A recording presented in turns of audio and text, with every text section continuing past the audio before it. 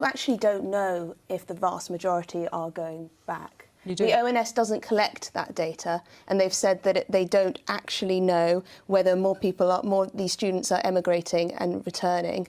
Well, I think government's own figures are saying 90%. They do. We don't know that. The ONS actually doesn't collect that hang on. data. We've got Madeline. And it looks like we've got Madeline. We've got Madeline Sumption here. Madeline, what is the sort of best data we have on how many foreign students return home after they've completed their studies, or within a year or so?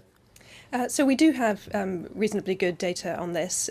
Typically, if you look over a period of sort of 5 to 8 years, the large majority of people will not extend and go on to other visas. So, more than 80% will see their visas expire. And then we have separate data that suggests that compliance is pretty high. So people do tend to return home after their visas expire. Emily, what do you say? So the majority, if they do go back, they are only here for a fixed period of time, maybe a year or so after they finish their courses. I think the Home Office is concerned that people come on to do these short courses for say, 9 months, and then they extend through a visa graduate, which allows them to bring family over and then also work. So people are using sort of the university system to get a worker's visa.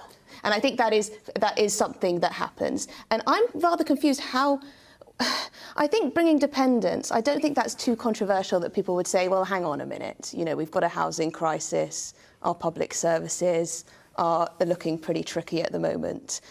Surely we want to reduce that burden. Yes, to students, but you can't bring, your kid and your grandma and your... Not bringing your grandma. That's a complete misunderstanding of what they are. Yeah. You're not bringing elderly parents, adults, and so forth. You're bringing your partner and children, and your partner is more likely than not, if you're a graduate doing a postgrad in this country, your partner is more likely than not also going to be an economic contributor. We can see in the data that they're economic contributors. So when I talk to my local university... Well, hang on. Let's come to that. Let's come to... Well, wait a minute. No. But let's come...